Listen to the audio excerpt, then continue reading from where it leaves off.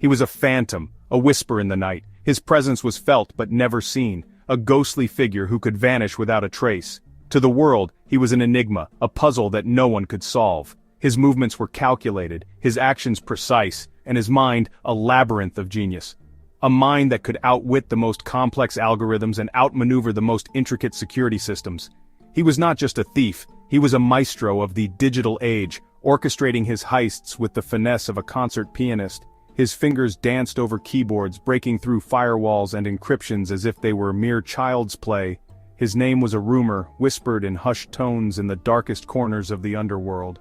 To some he was a myth, a legend that grew with each retelling. To others, he was a ghost, a specter that haunted their dreams. But to those who knew, he was a force to be reckoned with, a master of his craft. They called him the Architect, a testament to his ability to craft elaborate heists with an almost artistic flair.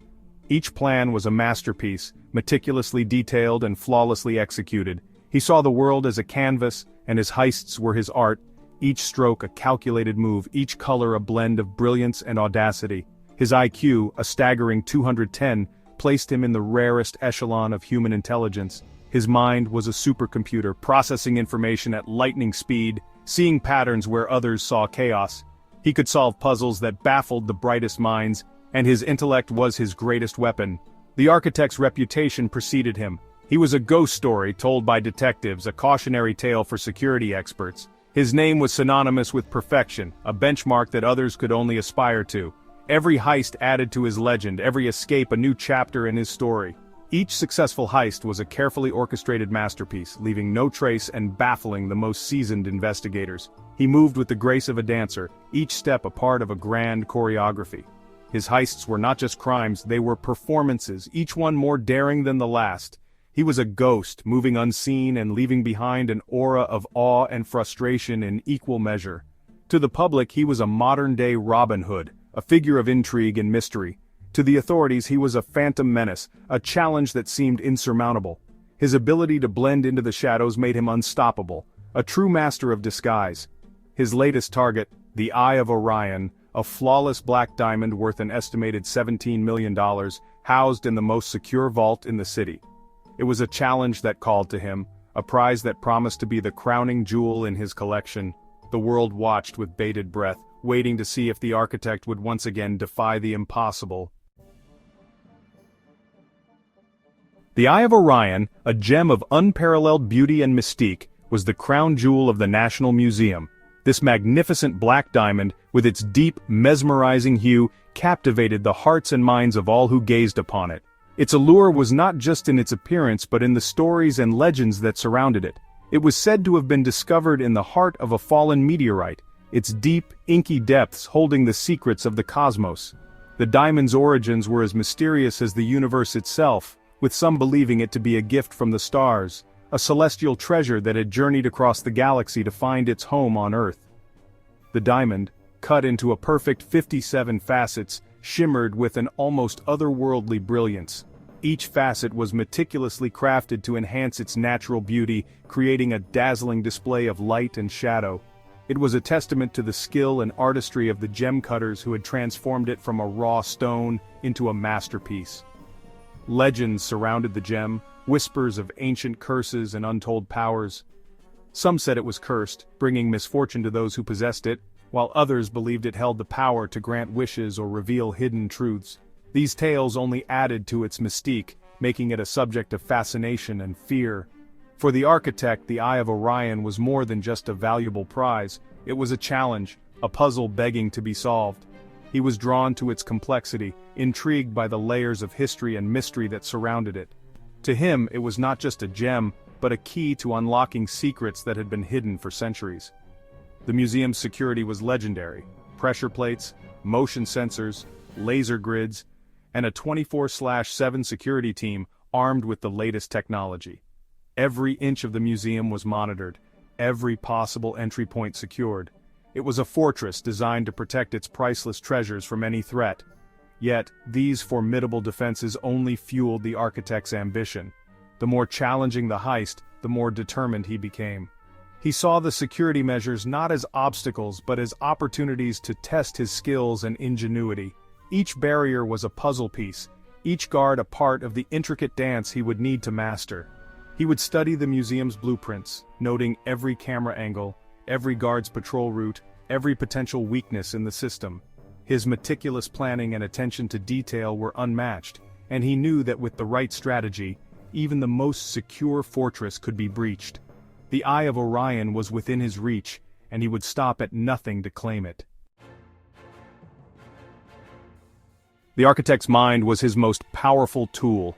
He spent weeks meticulously planning the heist, his apartment transformed into a war room of maps, blueprints, and surveillance footage. He analyzed every detail, every variable, every possible outcome. The plan that emerged was as intricate and beautiful as the diamond itself.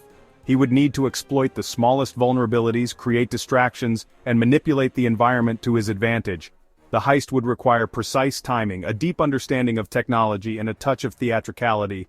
It was a high-stakes game of chess, and the architect was determined to play it to perfection. The architect believed in meticulous preparation. He recruited a small team of specialists, each chosen for their unique skills and unwavering loyalty. There was the master hacker, the infiltration expert, and the getaway driver, each a shadow in the night, their identities known only to him. Together they meticulously rehearsed every step of the plan. They studied the museum's routines, disabled security cameras, and mapped out escape routes. The pressure was immense, but the architect's calm confidence inspired his team. They were ready. The night of the heist was upon them. Section 5. The Heist, a Night of Audacity. Under the cloak of darkness, the architect and his team infiltrated the museum. The city slept, oblivious to the drama unfolding within the museum's hallowed halls. The architect moved with a grace that belied the tension crackling in the air, his every step calculated, every move deliberate. He used a combination of technological prowess and good old-fashioned cunning. He bypassed laser beams, disabled pressure plates, and exploited blind spots in the security system. His team worked in perfect synchronization, their movements fluid and silent. The pressure was immense, the stakes incredibly high, but the architect remained calm, his mind a fortress of focus. Section 6. The Aftermath. A City in Shock. The morning after the heist, news of the theft sent shockwaves through the city. The audacity of the crime, the sheer brilliance of its execution, and the value of the stolen diamond made it the biggest story in the nation. The Eye of Orion, once a symbol of the city's heritage, was gone. The city was in an uproar. The police were under immense pressure to find the perpetrators and recover the stolen diamond. The FBI was called in, their best agents tasked with cracking the case that had baffled the local authorities. The media went into a frenzy, with reporters and news crews swarming the museum and the police headquarters. Section 7. The Investigation, a Race Against Time. The FBI, led by the sharp and relentless agent Sarah Parker, launched a full-scale investigation. They combed through the evidence, interviewed witnesses, and analyzed security footage. But the thief had vanished without a trace. Every clue they found seemed to lead to a dead end. The architect had planned for every eventuality, leaving no trace of his presence. The more Agent Parker delved into the case, the more she realized she was dealing with a criminal mastermind unlike any she had ever encountered. The chase was on, a battle of wits against an unseen adversary. Section 8. The Genius Escapes, a Step Ahead. While the authorities were busy chasing shadows, the architect was already 100 steps ahead. He had anticipated their every move, planned for every contingency. He disappeared into the labyrinthine alleys of the city, blending seamlessly into the urban jungle. He knew the city like the back of his hand, its secrets and shortcuts his playground. He left no digital footprint, no trace of his existence. He was a phantom, a whisper in the wind, a figment of imagination. The world marveled at his audacity, his genius, his ability to outwit the combined might of law enforcement. Section 9. Conclusion. The Legend of the Uncatchable. The Eye of Orion was never recovered. Despite the best efforts of law enforcement agencies around the world, the priceless gem seemed to have vanished without a trace. It was as if it had been swallowed by the earth itself, leaving behind only whispers and rumors. It became the stuff of legends, a cautionary tale whispered in the corridors of power. Politicians, detectives, and even other criminals spoke of it in hushed tones, each adding their own embellishments to the story. The heist was not just a crime, it was a masterclass in planning and execution, a blueprint for the perfect theft. The architect, the mastermind behind the audacious heist, vanished into thin air, leaving behind a legacy of brilliance and mystery. His true identity remained unknown, a ghost in the annals of criminal history. Some said he was a former intelligence officer, others believed he was a rogue genius with a penchant for chaos. Some say he retired to a life of luxury, his pockets lined with the spoils of his endeavors. They imagine him in a secluded villa, sipping cocktails by a private pool, far from the reach of the law, his every need catered to, living a life of opulence and ease. Others believe he continued to orchestrate heists, each more daring and elaborate than the last. They see him as a shadowy figure, always one step ahead of the authorities, planning his next big score with meticulous detail.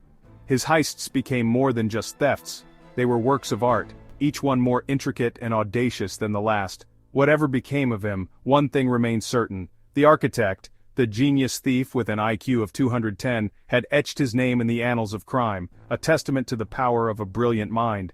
His story serves as a reminder of the thin line between genius and madness, and the extraordinary lengths to which a person can go when driven by ambition and intellect.